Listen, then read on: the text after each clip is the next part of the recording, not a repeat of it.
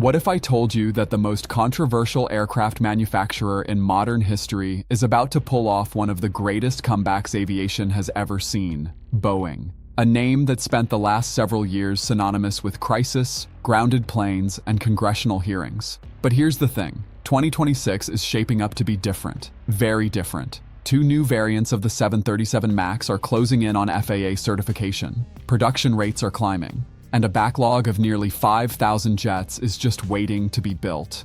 Is Boeing really turning the corner? Or is this another false dawn? Stick around because the answer might actually surprise you. Let's be real about where Boeing has been. It started with the 737 MAX 8 crashes in 2018 and 2019. Lion Air Flight 610, Ethiopian Airlines Flight 302, 346 lives lost. The entire MAX fleet grounded worldwide for 20 months. It was the darkest chapter in Boeing's modern history. Then came the pandemic, then supply chain chaos. Then in January 2024, a door plug blew out on an Alaska Airlines MAX 9 at 30,000 feet. No one died, but the FAA had seen enough. The agency slapped Boeing with a production cap of 38 aircraft per month and launched intensive oversight of the company's manufacturing quality. Boeing's CEO was replaced. The company bled billions. Morale at the factories hit rock bottom. But here's the thing about rock bottom. The only direction left is up. And as we sit here in March of 2026, the data is actually starting to back that up. Not with blind optimism, not with corporate spin, with real measurable progress. The FAA has raised Boeing's production cap. Two critical new variants, the MAX 7 and the MAX 10, are moving through certification at a pace that hasn't been seen in years. And airlines around the world are not walking away from Boeing. They're doubling down. So let's break it all down. What's actually happening, what it means, and why 2026 could genuinely be the year Boeing starts dominating again. Let's start with the big story, certification.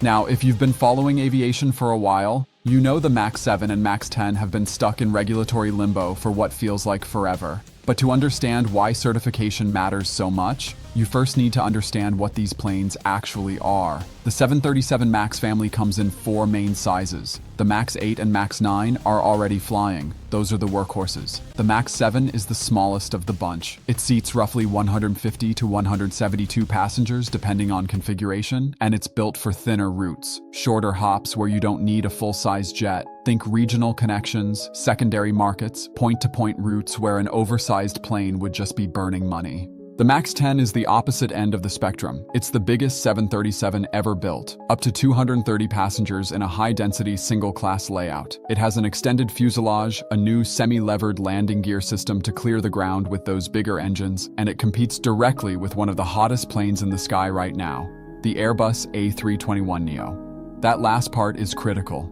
Come back to that. So what's held up certification for so long? For the MAX 7, the main sticking point has been the engine anti-ice system. Essentially, regulators required Boeing to demonstrate that the system could prevent ice buildup on the engine cowlings under certain conditions without causing unsafe temperature spikes. It sounds technical, because it is. But Boeing has been working through an engineering fix, and as of early 2026, that work is progressing toward final validation.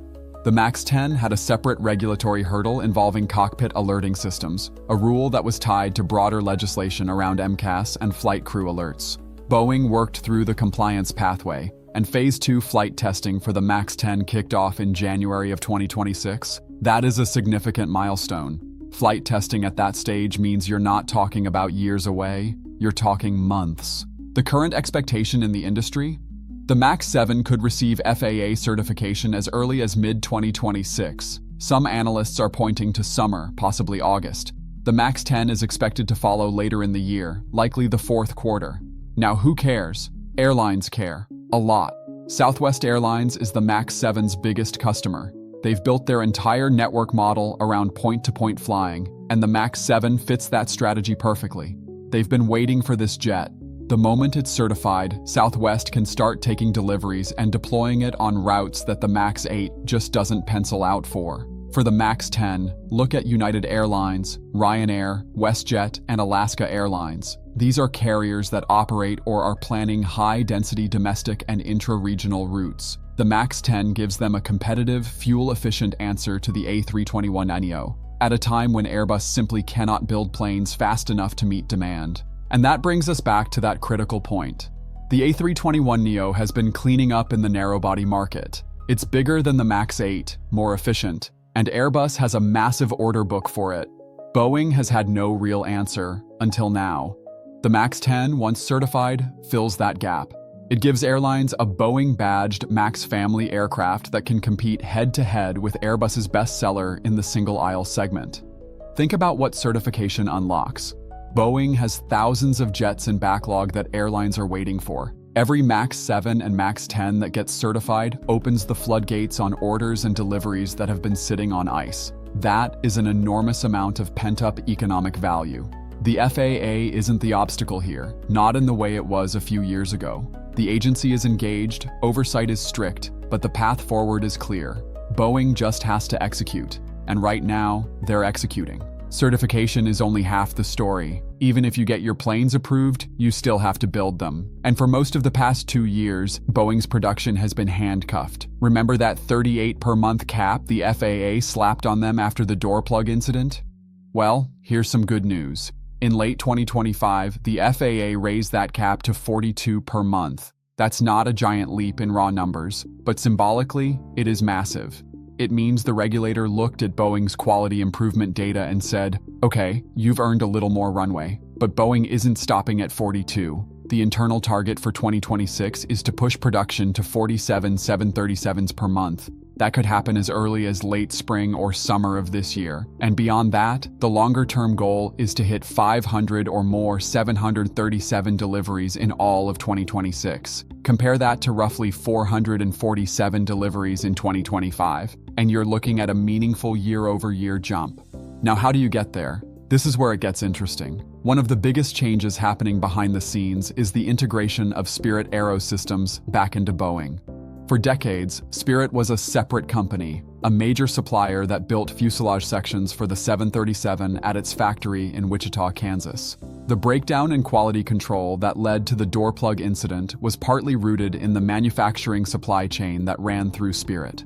Boeing recognized this and moved to bring Spirit's operations back in-house, reabsorbing that production capability directly under Boeing's quality management system. This is not a quick fix, but it's the right structural move. And as that integration matures through 2026, it should translate into fewer defects, fewer rework loops, and smoother assembly flow at the Renton factory in Washington, where the 737s are built. There's also news on expansion. Boeing's Northline facility in Everett, better known for wide-body production, may be activated later in 2026 to support MAX 10 manufacturing as demand ramps up. If that happens, it gives Boeing additional production capacity exactly when it needs it. Now let's talk about the backlog, because this is where Boeing's position is actually extraordinarily strong. Right now, Boeing has somewhere between 4,800 and 5,000 or more 737 MAX jets on order. 5,000. That is years' worth of production at current rates. Even at 50 planes a month, that backlog lasts the better part of a decade.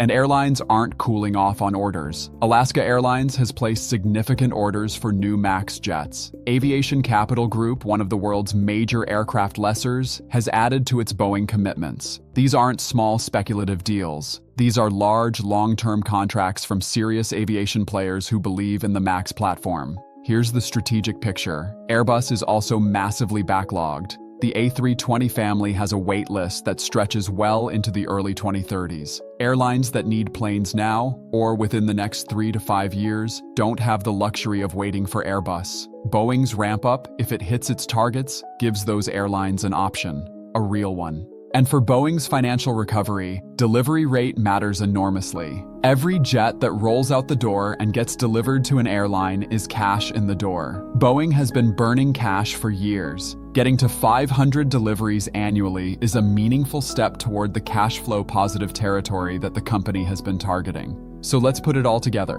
Why could Boeing actually dominate in 2026? First, competitive advantages. The 737 MAX family has something that airlines absolutely love: commonality. If you already operate MAX 8s and MAX 9s, Adding MAX 7s and MAX 10s to your fleet doesn't require training all your pilots from scratch. It doesn't require new simulators. It doesn't require new maintenance tooling. Pilots can transition between variants with a shorter, cheaper type difference course. For an airline running on tight margins, that is real money. The MAX also continues to deliver on fuel efficiency, roughly 14 to 20% better fuel burn compared to the prior generation 737s. In a world where jet fuel is a major operating cost, that matters every single day a plane is in the air. Second, market conditions couldn't be better for Boeing to capitalize on this momentum. Global air travel demand has been exceptionally strong. Airlines in the US, Europe, and across Asia Pacific have been posting record or near-record profit figures. That means they have capital to spend on new aircraft. They have the network growth ambitions to justify fleet expansion. And they are hungry for efficient, modern narrow-body jets to replace aging fleets. Third, Boeing's recovery isn't just about the 737. The 787 Dreamliner program, after years of its own quality and delivery problems, is also ramping back up. The 777X wide-body program is progressing toward certification. If Boeing can stabilize multiple programs simultaneously, the overall company transformation narrative becomes much more credible to investors and customers alike. The cash flow picture is also improving. Boeing has been targeting a return to positive free cash flow, and with deliveries ramping across both narrow and wide-body programs, that goal becomes more achievable through 2026 and into 2027. But let's keep it real, because you deserve the honest version. Boeing still has to execute. Certification timelines can slip. We have seen that before, multiple times. The FAA's oversight remains strict, and it should be. Any regression in manufacturing quality, any new safety finding, and the story changes fast. There are also geopolitical factors. Supply chains are still fragile in some areas. Labor relations at Boeing have been strained. The macroeconomic environment could shift. So no, this is not a guaranteed triumph. It never is in aviation. But here's what we can say with confidence. The structural pieces for a Boeing comeback are genuinely in place in a way they simply weren't 1, 2, or 3 years ago. The regulatory relationship has improved. The management team is focused on fundamentals. The backlog is enormous, and the two variants that could unlock the next chapter, the MAX 7 and MAX 10, are closer to certification than they have ever been. Does that guarantee 2026 is Boeing's year? No. But it gives Boeing a real shot. And in this industry, a real shot is all you can ask for. So there you have it. MAX 7 targeting mid-2026 certification, MAX 10 targeting late 2026, production climbing toward 47 jets per month, a backlog of nearly 5,000 aircraft, and a company that, against all the odds of the last several years, is genuinely fighting its way back. 2026 could be the year Boeing finally turns the corner and starts reclaiming its position at the top of the narrow-body market. But now I want to hear from you. Do you think Boeing will actually certify the MAX 7 and MAX 10 this year and hit those production targets? Or do you think more delays are coming?